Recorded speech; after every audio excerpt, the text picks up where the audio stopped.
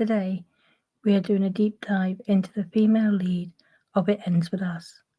She is the person who is now suing her male lead co-star, Justin Baldoni, and his production studio, Ferrer Studios. Today, we are talking about Blake Lively. Blake Lively was born Blake Ellender Brown. Her parents are talent scout Elaine Lively and actor Ernie Brown.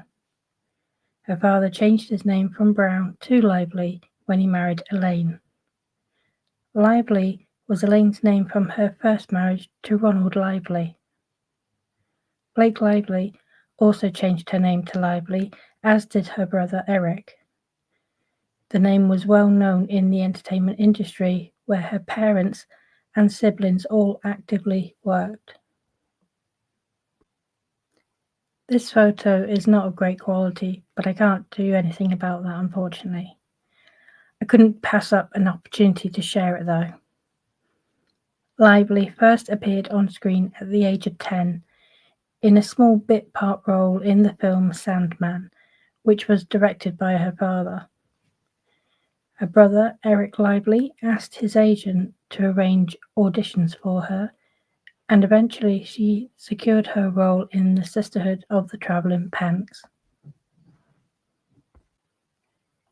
The Sisterhood of the Traveling Pants was released in 2005. Lively's performance earned her a nomination for a Teen Choice Award for Choice Movie Breakout in the female category. In 2006, Lively co-starred with Justin Long in Accepted, which was not well received by critics. Lively's performance, however, did earn her a Breakthrough Award from Hollywood Life. Lively had a minor role in the horror film Simon Says, and starred in Elvis and Annabelle as Annabelle, a bulimic girl who hoped to win a beauty pageant. In 2007, Lively was cast in Gossip Girl. She played the role of Serena van den Woodsen until 2012, when the show ended. Lively has a series of minor roles, including a music video for The Lonely Island called I Just Had Sex. The Lonely Island is Andy Samberg's music group.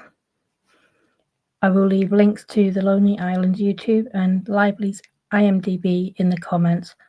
I don't intend to cover her entire acting career here.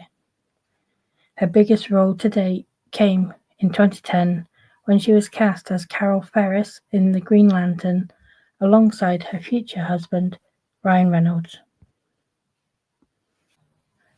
Lively and Reynolds allegedly began dating in October 2011, though there is some speculation over this and whether Reynolds cheated on his wife at the time, Scarlett Johansson, with Lively.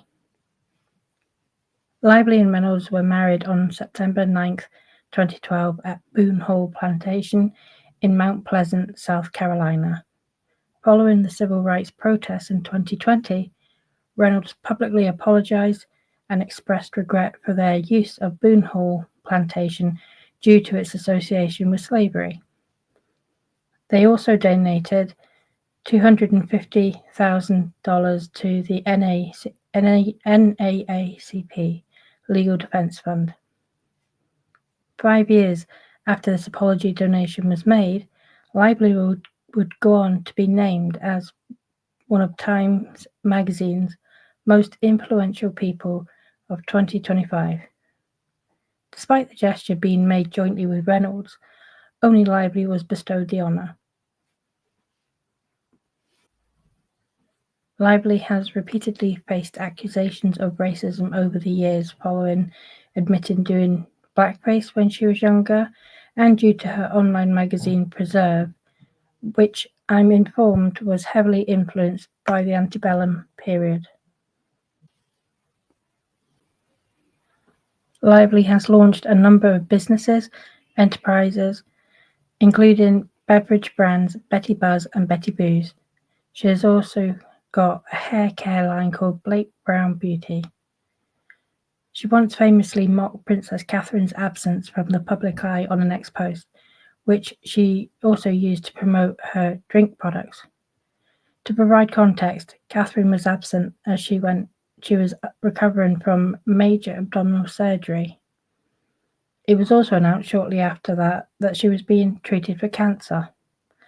Lively did apologise for the tone-deaf post. My video on Liz Plank explains how it was Liz Plank who helped Lively to secure the role of Lily Bloom in It Ends With Us. I'll leave a link in the video description to the Liz Plank video. From the start, she appears to change everything about the film. One of the earliest things she does is set out to have a creative input into the rooftop scene. Story around these changes frequently from Lively herself. Initially, she tells Baldoni via text message that she wants to write it. Then in an interview at the premiere, she tells the interviewer that her husband wrote it. In the amended lawsuit, her email to the scriptwriter, Christy Hall, explaining the red carpet comments, walk back, my husband wrote it to, my husband inspired it, and refers to Lively's claim, which is stated as an unnamed source, as false. There are plenty of other flourishes as well.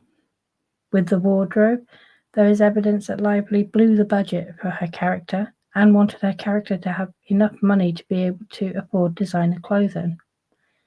Subsequently, Lively said in interviews that all of her character's clothes are either personally owned by her husband, or her friend Gigi Hadid.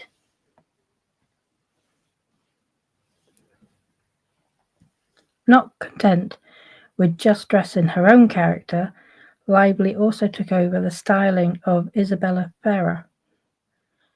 Isabella Ferrer was the young Lily, the younger version of Blake Lively's character in the movie. Blake Lively also participated in the selection of Ferrer for the role.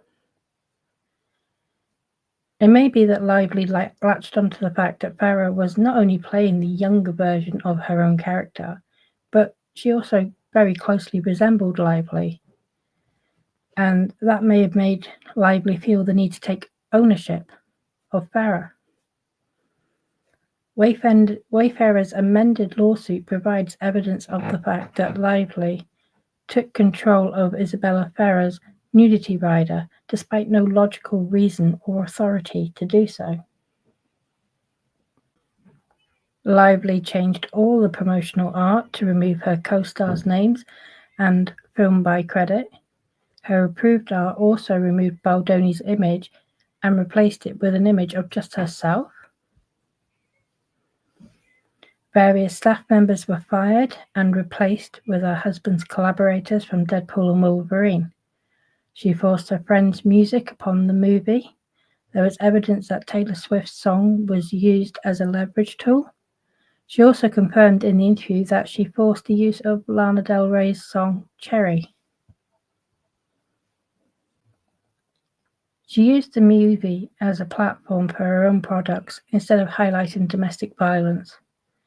In sum, a selfless project Justin Baldoni had planned in the hope of making a positive impact on so many people's lives for the better was hijacked and turned into the Blake Lively Vanity Project.